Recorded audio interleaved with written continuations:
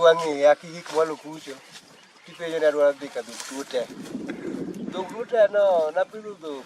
Kato bang'e ne Gwassi nodhi moyang' morumo. Manyaka nyiroyo chako donjo.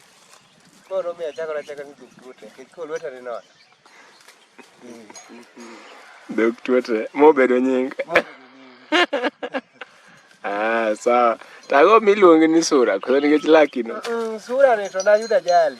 Nadhi aleng'ora e goka moro ka nadhi anyono goka marach. Nodhi omuko laka. Koro nadhi aduogo jopiny to ma bende such weche adiera. Kech ka duogo e piny to ayudo ka to ginong'e leke na te. Aduogo e piny. Iluonge nyaka ni aswet.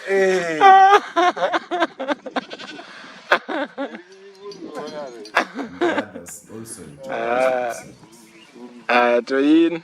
An iluonga ni Ariaso Chieng' to uja dala wande malo ka chacha uneno kacha.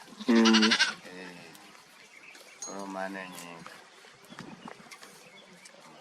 To ofisa mani tung' cha? An Joshua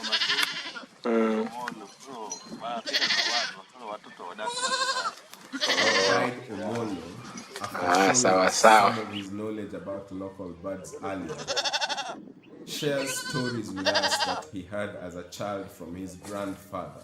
Kaka mang'eyo en wich kombulo. That's the common bulbul.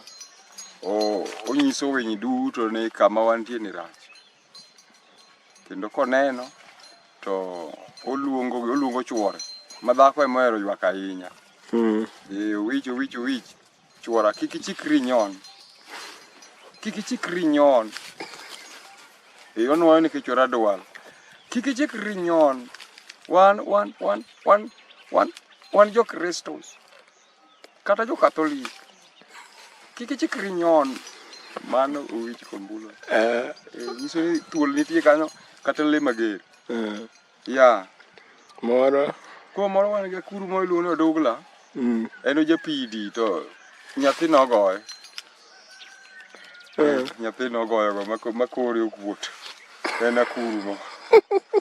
Koro wacho ni dani nende adhi kao oluth kuon monda ame nyathi nyuka to nyathi okao oluth kuon ogogo kora makoro pong du. That's the blue spotted wood dove or the emerald spotted wood dove. Kore okuot.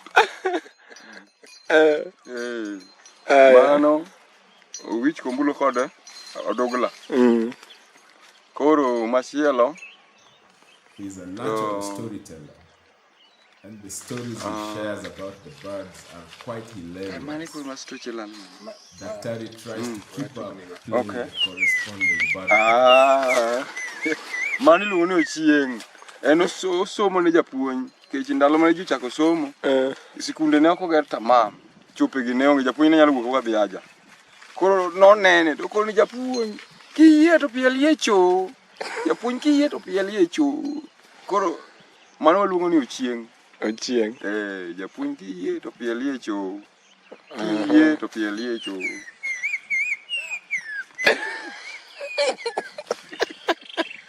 Japuonj. Koro machielo nitiere ka. La. To abiro pare ane. Mano Ochieng'. Popo ento to ywak odhi e polo. Otengo mana buombe. Basi. Nitiere moro miluongo ni Atin. Ka jodwar kalo. To en oywak ni Atin. Let me play that. Atin. Mano. Ka jogo tengo bunge to koni Atin. Koro ka wan gi moro miluongo ni Oteko. Oteko ni en ka jodwar kalo. To penjogi ni kara ni lara gi runge ang'wen. Jose mano to mane. Rochalo kware. To kware to oige gi duo matin. To en gi gine samoro nyalo kono gi ni dek tin.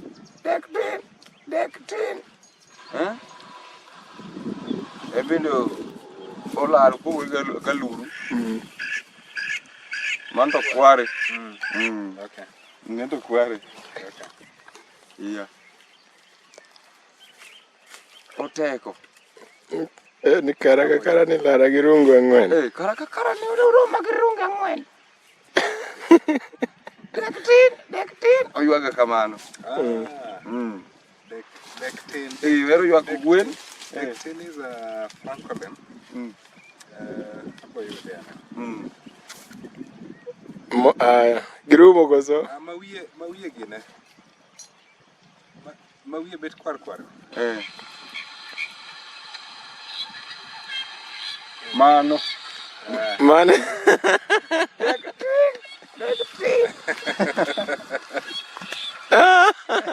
Mane na dia.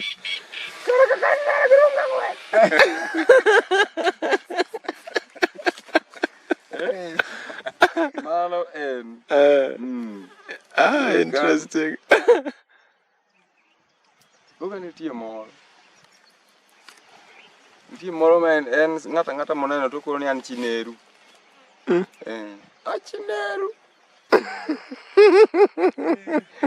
En ng'ata en chineru gi koro. Iwe bor. So wiye ka bende en gi gine. Kaka oluru chalo. Kuma chalo loro? Giringe group.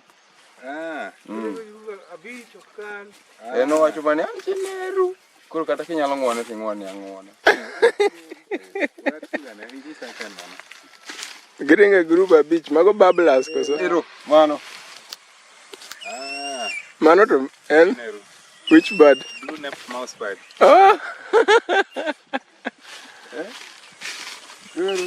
Mano en. Anchineru. Sawa. Ito koro miwa introduction mari. In ng'ati ere kaka ibiro ing'e weche mege winy gi te. An iluonga ni Opito Molo. Aja Gwassi ka. Koro ng'enyne to kwara bende nyisa kaka winy gi rieni. Ya. Gik ma giwacho. Notemo kora ni nowinjo dhoge. Koro omiyo natemo winjogi. Sawa. Moko bolala nikech winjo ka masin ok makgi mapiyo. Pargi kiny pimnwa kendo. On the drive back home, we take stock of our search that day for bladder notatus. Been an interesting morning. We've not done much. It's 11:30, so we've done around 3 hours of hiking. But two things. So from satellite imagery, the place looks very forested. This bit of the forest, it's just below Kipereka side of the forest. But it's an exotic forest, so it was planted by Danida a couple of years back. And as with most exotic forests, the bird life is not really good in there. We went down into the river when we saw nothing up there, and we found Kabani's green bull, which is the closest to anything we're looking for. Because the place where we are going, we need maybe 2 or 3 different types of green bulls for it to be a good quality forest. We didn't see any yellow whiskered green bull.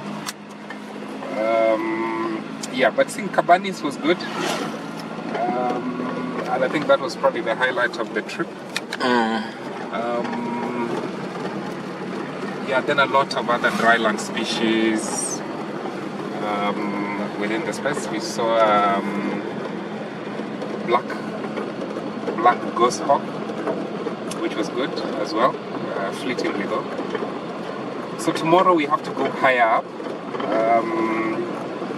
Hopefully the forest is in a slightly more green, better condition than the last time. So tomorrow we'll try and get to 1,800 meters above sea level or so, because today I think the highest we did was 1,500. So that's how the day was today.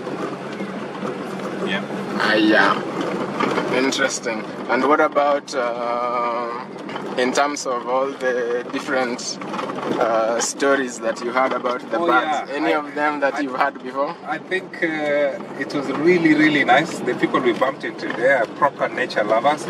I suspect they are hunters, illegal hunters, but they have a lot of interesting stories about the bush. There are stories about the chagra, stories about the Koki francolin. That was really, really interesting. And I think it just shows to indicate that conservation is something that everyone can actually participate in, because the story is actually really nice and really entertaining, and it shows a proper understanding of all the birds which are around the different homesteads here in Gwassi Hills. Yeah.